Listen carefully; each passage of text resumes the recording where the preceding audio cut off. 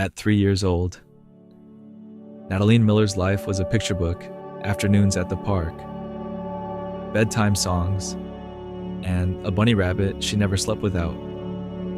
She was her father's pride, her brother's shadow, and the light of her small world. That light began to flicker when her mother decided to leave her with someone she believed she could trust, someone whose mask would soon slip to reveal a much darker truth. No one could have imagined that this single decision would set the stage for an unthinkable tragedy. Blinded by love and deaf to the warnings around her, Nataline's mother unwittingly pushed her daughter closer to danger, and ultimately, and at the end, she chose him over saving her own child. What really happened behind those closed doors, and how did a protector become the took her life? This story will unravel every hidden truth, every missed chance, and every chilling detail of the night her bright light went out forever, not just to tell her story, but to remind us all that protecting our children is the most sacred duty we have. A little girl with blonde curls and bright blue eyes, spinning in a pink dress in front of her bedroom mirror. Her laughter carried through the house like music. In her arms was a stuffed rabbit, worn and soft, from years of affection that she brought everywhere.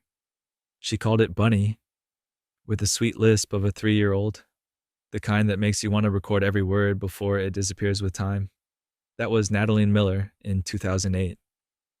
Born in 2005, she was the daughter of Troy Miller and Nicole Lee, the result of a relationship built on years of shared dreams.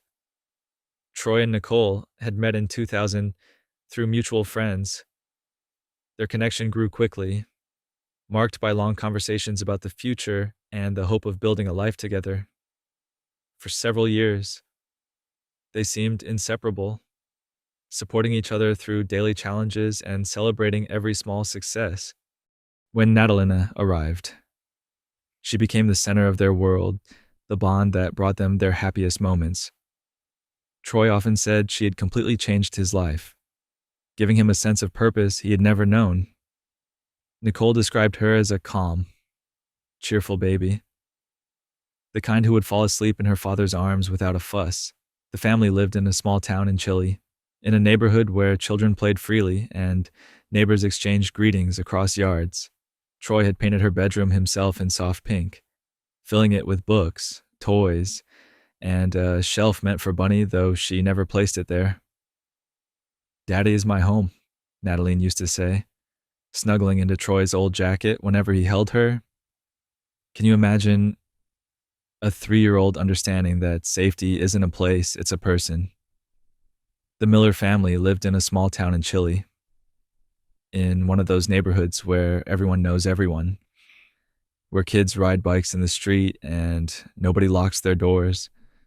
Troy had painted Nataline's room himself, soft pink walls with white trim, a corner full of toys and books, everything a little girl could want. On weekends, they'd go to the water park together. Troy would hold Nataline's hand as she went down the kiddie slides, catching her at the bottom, both of them laughing until their sides hurt. She was like sunshine, one neighbor told me. You'd hear her giggling from the backyard, and it just made your whole day better. But even sunshine can be covered by storm clouds. Troy and Nicole, Lee, Nataline's mother, had been struggling. Money was tight. Emotions were running high. And by the time Nataline turned 2, the cracks in their relationship had become chasms. They tried to hold it together for her birthday party. I've seen the photos. There's little Nataline in a princess dress, blowing out candles on a cake shaped like a castle, with both parents smiling beside her.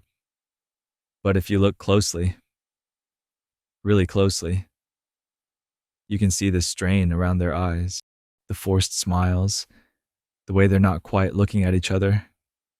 Soon after that party, Troy and Nicole separated. Nataline went to live with her mother. That's when everything started to fall apart. Fall 2008.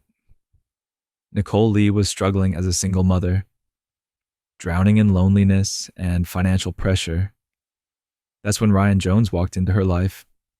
He's charming, attentive, saying all the right things at exactly the right time. He'd bring Nicole flowers, compliment her cooking, tell her she was beautiful when she felt anything but.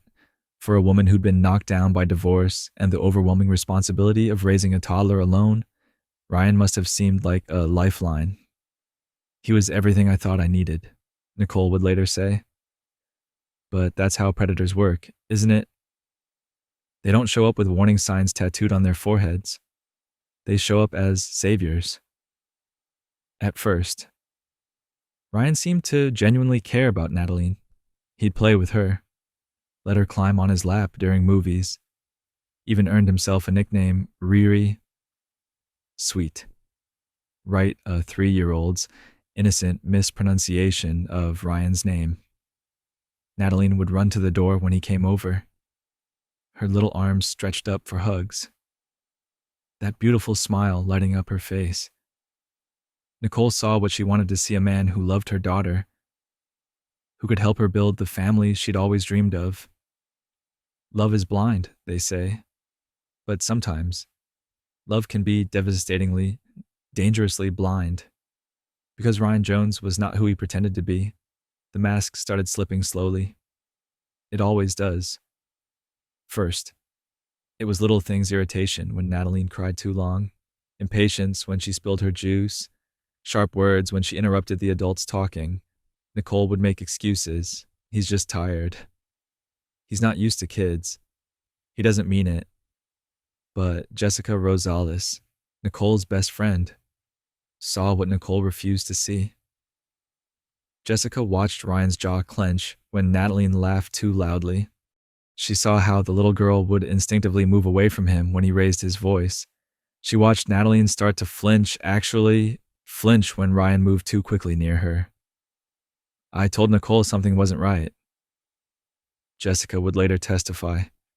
I said, that man is dangerous. But she wouldn't listen. Love made her deaf. The warning signs weren't subtle. They were screaming red flags, waving frantically in the wind, begging anyone to pay attention. Ryan's temper began to show more frequently. He'd explode over nothing: a toy left on the floor, the TV too loud, Nataline's normal 3-year-old behavior suddenly becoming irritating and disrespectful. When Nicole confronted him, he'd apologize, make promises, tell her he was just playing or didn't know his own strength. Classic abuser behavior: escalate, then apologize, push boundaries, then pull back, make the victim question their own judgment. And it was working.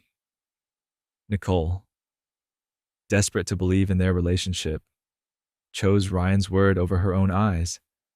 She chose his apologies over her daughter's safety. She chose him over Nataline. Troy Miller knew something was wrong. Call it paternal instinct.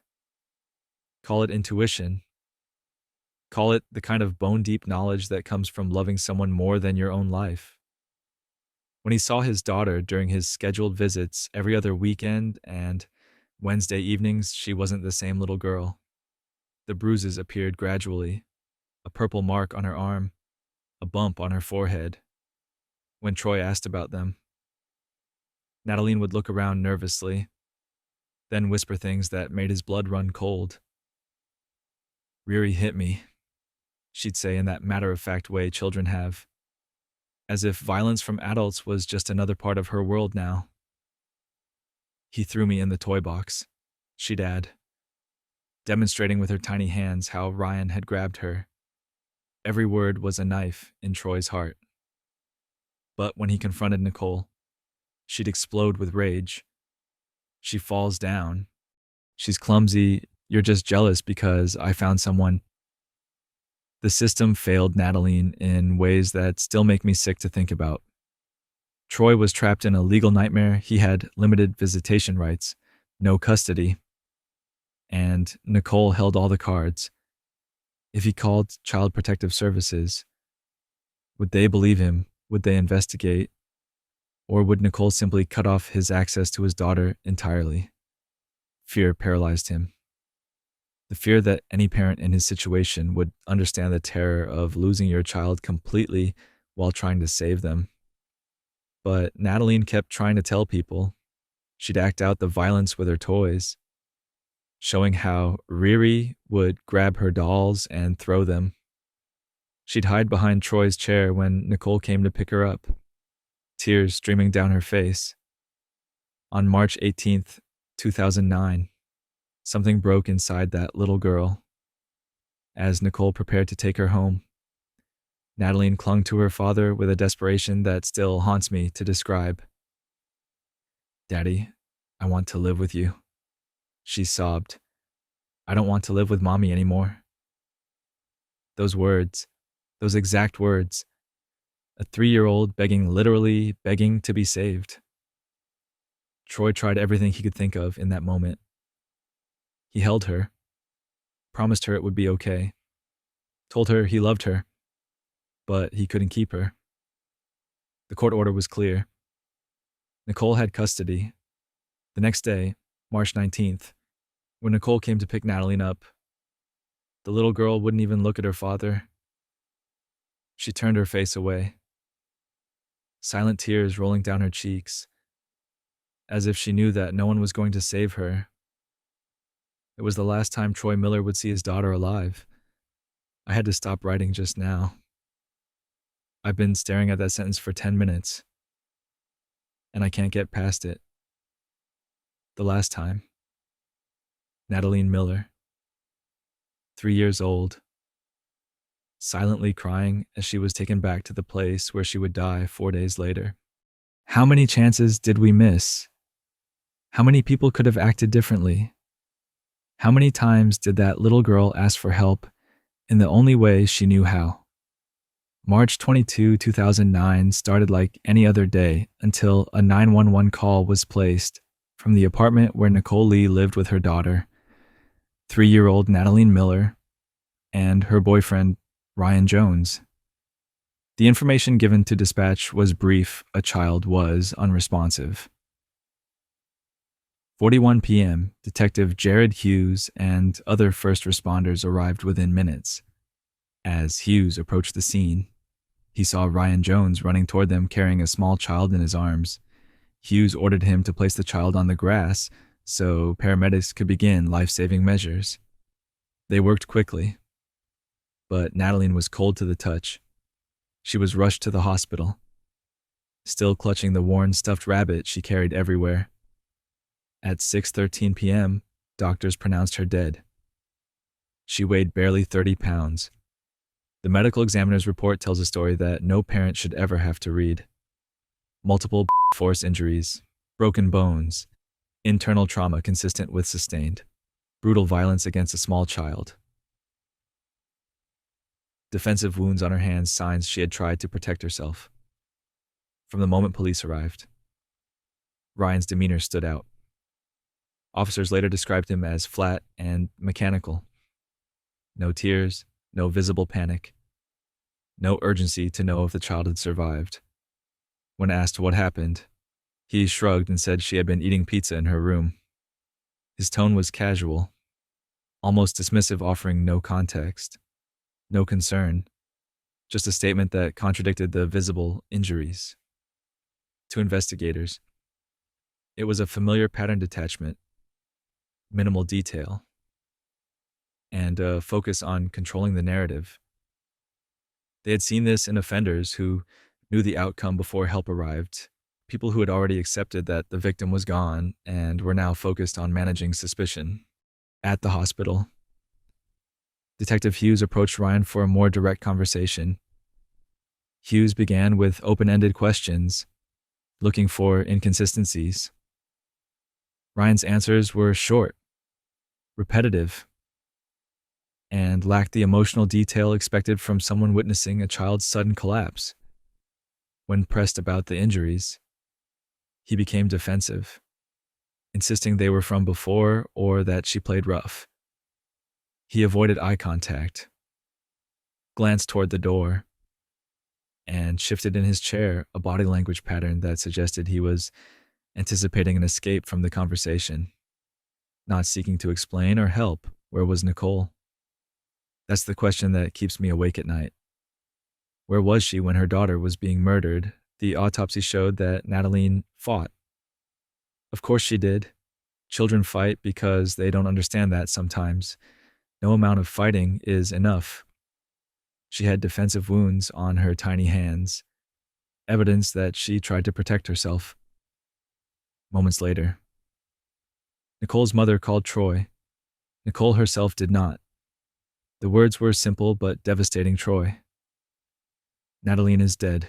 When Troy arrived at the hospital, he saw police cars outside. Inside, a nurse led him down a hallway. Then he saw his daughter. Witnesses say he collapsed to his knees, sobbing. They killed my baby. They killed my little girl. By that night, Ryan Jones was no longer just a witness. He was the primary focus of a homicide investigation. Detective Hughes had worked hundreds of cases, but Nataline Miller's murder would become the one that defined his career. Not because it was the most complex, it wasn't, but because it was the most preventable. Every piece of evidence we gathered pointed to the same conclusion. Hughes told me years later, this didn't happen in a moment of rage. This was the culmination of months of escalating abuse, and multiple people knew it was happening. The investigation moved quickly. Within 48 hours, police had interviewed neighbors, family members, and friends. The picture that emerged was damning.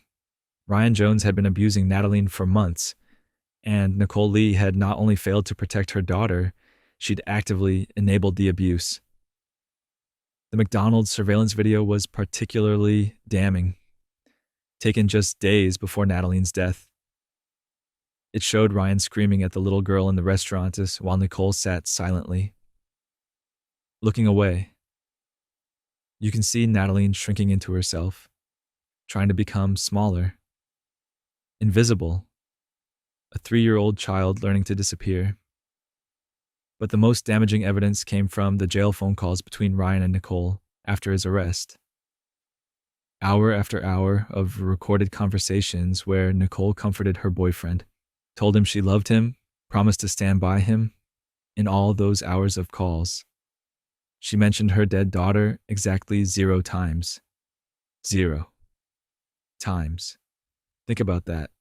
Your 3-year-old child has just been murdered by your boyfriend, and in dozens of phone calls with him, you never once mention her name, never once ask why, never once express grief or anger or any emotion related to the fact that your baby is dead. I love you, Nicole told Ryan in one call. We'll get through this together. Together. As if they were facing some external challenge instead of the consequences of murdering a child. Jessica Rosales provided crucial testimony about the warnings she'd given Nicole. I begged her to leave him, Jessica said. I told her he was going to hurt Nataline. She told me I was jealous and didn't understand their relationship. Troy's testimony was heartbreaking. He described finding bruises on his daughter.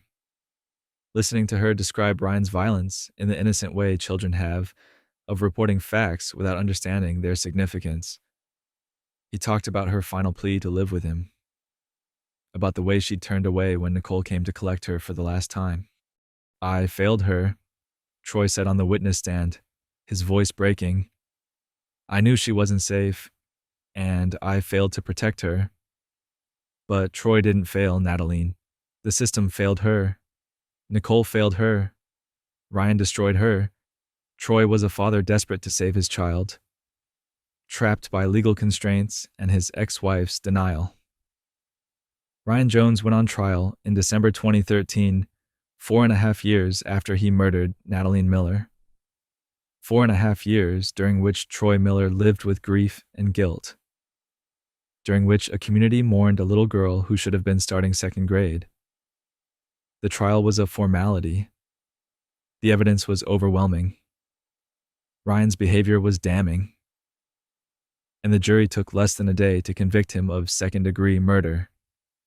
He was sentenced to 25 years to life. Throughout the entire trial, Ryan showed no emotion, no remorse, no acknowledgement that he'd taken the life of a child who had loved him, who had given him a nickname, who had once run to hug him when he walked through the door. Nicole's trial came 5 months later. In May 2014, she was charged with child endangerment, resulting in death, essentially. The legal system's way of saying she'd failed so completely as a mother that she was criminally responsible for her daughter's murder. Nicole's defense was predictable. She claimed she didn't know about Ryan's abuse, that Nataline's injuries were from normal childhood accidents, that she was as much a victim as anyone. She cried on the witness stand, but her tears felt hollow, performative. The jury wasn't buying it. The phone calls were her undoing. Hours of recorded conversations where she comforted her daughter's killer, never once expressing grief or anger about Nataline's death. Her priorities were clear, and her daughter wasn't one of them. Nicole Lee was sentenced to 8 years in prison. She was handcuffed in the courtroom, led away to serve time for failing in the most fundamental duty a parent has, protecting their child. Troy was there for both trials. He sat in the gallery, watching justice play out. But justice felt inadequate. No sentence could bring back his little girl. No punishment could undo the months of abuse she'd suffered. No verdict could silence the questions that would haunt him forever. What if I'd called CPS earlier? What if I'd pushed harder? What if I'd found a way to keep her with me? Nataline Miller was buried on March 27th, 2009, 5 days after her murder. Her funeral was held at Vitilia Chapel, and the small space overflowed with flowers, stuffed animals, and a community's grief. Troy had requested that people bring teddy bears instead of flowers. He wanted Nataline surrounded by the soft, comforting toys she'd loved in life. Bunny was buried with her, that worn, beloved rabbit that had been her constant companion through so much pain, finally got to keep her safe forever. I've covered dozens of funerals for murder victims, but there's something uniquely devastating about a child's funeral. The tiny casket, the toys instead of flowers, the complete wrongness of it all. Children aren't supposed to die before their parents, aren't supposed to be eulogized before they've even learned to tie their shoes. Troy struggled in the years following Nataline's death. How do you rebuild a life when your entire world has been destroyed? How do you trust systems that failed your child? How do you find meaning in a world that let a 3-year-old be beaten to death while multiple adults watched and did nothing? He found his answer in advocacy. Troy became a voice for abused children, speaking at conferences, working with legislators, pushing for stronger protections and better training for the professionals who are supposed to keep kids safe. He turned his grief into purpose, his tragedy into a mission. I couldn't save Nataline. He told a room full of social workers in 2015, but maybe I can save someone else's child. Nicole served her full 8-year sentence. She was released in 2022 and has since remained largely out of the public eye. Ryan Jones remains in prison, where he'll stay for the rest of his life if there's any justice in this world. But where are they now isn't really the point. The point is that a 3-year-old girl because the adults around her failed her. The point is that there are Natalines in homes across America right now, and we're still failing them. I have been working on this documentary for months, and certain questions remain unanswered. What if Troy had contacted Child Protective Services earlier? Would an investigation have taken place? Would there have been enough evidence for intervention? What if Jessica had contacted the police directly, documented what she observed, and filed official reports?